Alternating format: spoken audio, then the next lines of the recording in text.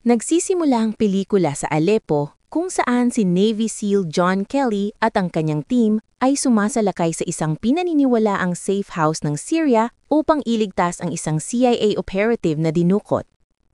Habang papasok sila at inaalis ang mga armadong bantay, nadiskubre ni Kelly na ang mga kalaban ay dating sundalong Ruso at ang lugar ay isang imbakan ng armas ng Russia, isang detalyeng hindi sinabi sa kanila.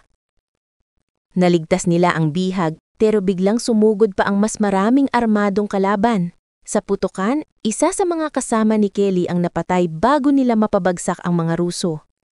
Agad silang lumipad palayo habang binobomba ang lugar at halos makipag-away si Kelly sa nakatataas niyang si Deputy Director Robert Ritter dahil sa hindi pagbibigay ng kumpletong impormasyon tungkol sa mga kumuha sa hostage.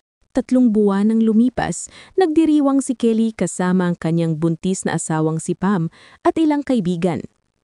Samantala, si Rowdy King, isa sa mga kasamahan ni Kelly ay nagtatapon ng basura sa labas ng kanyang bahay nang bangbain siya ng isang van na agad niyang ikinamatay. Isa pa, si Keith Webb ay kausap ang kanyang asawa habang pauwi mula sa trabaho nang mapansin niyang nasa unahan niya ang parehong van. Bumaba ang isang lalaki at binaril si Webb hanggang mamatay habang naririnig ito ng kanyang asawa sa kabilang linya. Habang natutulog na si Pam, si Kelly naman ay nasa basement at nakikinig ng musika. Samantala, palihim na pumapasok ang mga lalaking sakay ng van at pinuputol ang kuryente ng bahay. Napansin ni Kelly na may kakaiba, kaya agad siyang kumuha ng baril para siyasatin. Nakapasok na ang mga armadong lalaki sa kwarto at binaril si Pam habang siya ay nasa kama, pati na rin ang dinadala niyang sanggol. Isa sa mga salarin ay binaril ang asama niya at iniwan itong patay sa kwarto. Napatay ni Kelly ang 2 sa kanila bago makipagbuno at masugata ng huling lalaki. Sandali niyang nakita ang mukha nito bago ito makatakas. Bagamat tinamaan, gumapang si Kelly papunta sa kwarto at natagpuan ng kanyang asawang wala ng buhay. Ipinapaliwanag ni Ritter sa natitirang miyembro ng team ang nangyaring mga pag-atake. Pero nakasakit ng loob kay Lieutenant Commander Karen Greer ang paraan ng pagkakasabi niya dahil parang tinutukoy ni Ritter na sangkot sa masasamang gawain ang mga lalaking pinatay. Binisita ni Greer si Kelly habang nagpapagaling ito at sinabi ni Kelly na hindi siya ang pumatay sa ikatlong lalaki sa kwarto. Humingi siya ng pangalan ng sinumang paaaring may kinalaman sa pagpapadala ng mga lalaking iyon. Habang nagpapagaling si Kelly, nagkita sina Greer at Ritter kasama si Secretary of Defense Thomas Clay at CIA Director Sarah Dillard.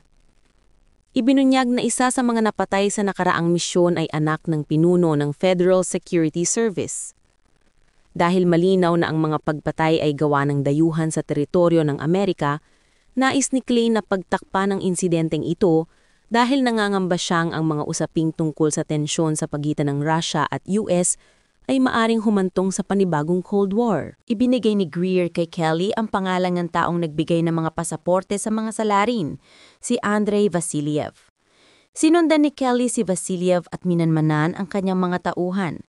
Nagawa niyang ipahinto ng mga pulis ang isa sa mga van bago niya maharang ang sasakyan ni Vasiliev sa paliparan. Binangga niya ito at napatay ang driver, saka sinindihan ng sasakyan at pumasok sa loob. Pilit niyang pinapaamin si Vasiliev sa pangalan ng may pakana, pero sinabi nito na saan man siya pumunta, kamatayan ang sumusunod sa kanya. Binaril siya ni Kelly hanggang sasabihin ni Vasiliev ang pangalang Viktor Rykov. Pagkatapos nito, binaril ni Kelly si Vasiliev sa ulo bago dumating ang mga pulis para arestuhin siya. Habang nasa bilangguan, kinausap ni Kelly si Greer at ibinigay ang pangalan ni Rykov. Maya-maya, may gwardyang naguutos kay Kelly na sumama pero tumanggi siya dahil hindi niya malalaman kung saan siya dadalhin. Dumating ang mga armadong gwardya pero handa na si Kelly. Binara niya ang lababo para mabasa ang sahig. Nakipaglaban siya sa mga gwardya hanggang dumating si US Marshal Kevin Townsend, Michael Aiken, na may dalang telepono para sa kanya. Si Greer ang nasa kabilang linya at sinabing sumama siya kay Townsend dahil mapagkakatiwalaan ito. Inihatid si Kelly upang makipagkita kina Greer, Ritter, Clay at Dillard kung saan tinukoy niya si Rykov sa isang photo lineup. Pumayag si Clay na isama si Kelly sa grupong pupunta sa Russia para hulihin si Rykov, pero kailangan niyang bumalik sa kulungan pagkatapos ng misyon. Lumipad sina Kelly at Greer kasamang isang Black Ops team para magsagawa ng halo insertion. Sinabi ni Kelly kay Greer na iniisip niya na kung umuwi sana siya ng mas maaga at hindi nagdagdag ng isa pang misyon, buhay pa sana si Pam at ang kanilang anak. Pagkatapos, may mga Russian fighter pilots na lumapit sa eroplano at nagpaputok ng missile. Tinamaan ng pakpak at nagpa-crash ng eroplano sa Barents Sea.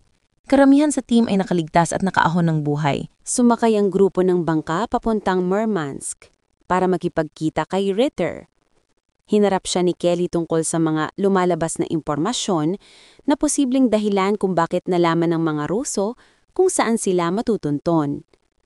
Sa mainit na pagtatalo, sinabi ni Ritter na sinusubukan lang niyang mahanap si Rykov at wala siyang kinalaman sa pagkalat ng impormasyon. Nagpatuloy ang grupo sa kanilang misyon.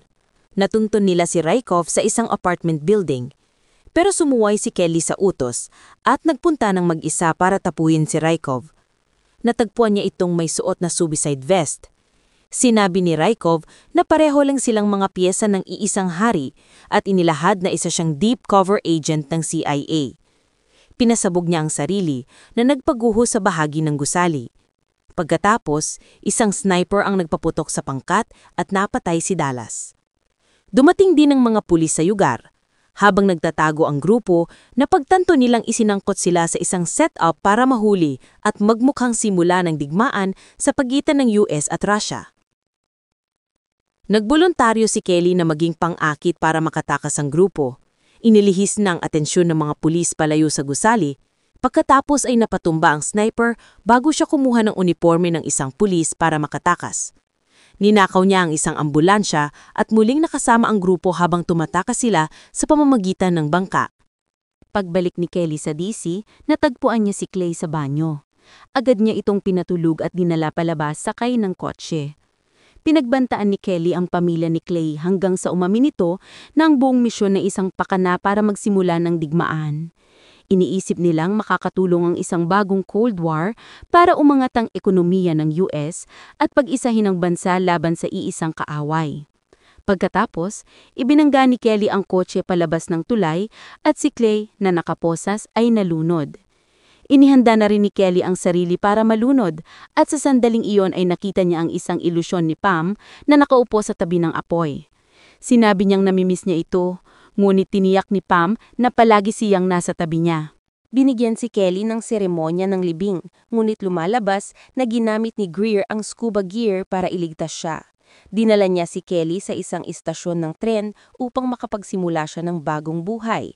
Binigyan pa siya ng bagong pagkakakilanlan, John Clark. 1 taon matapos, nakipagkita si Clark kay Ritter. Sinabi niya na, upang maiwasan ang mga hinaharap na labanan, nais siyang bumuo ng isang koponan na may codename na Rainbow. Sinabi ni Ritter kay Clark na mabuti na bumalik siya at tumugon si Clark na mabuti rin na makabalik siya.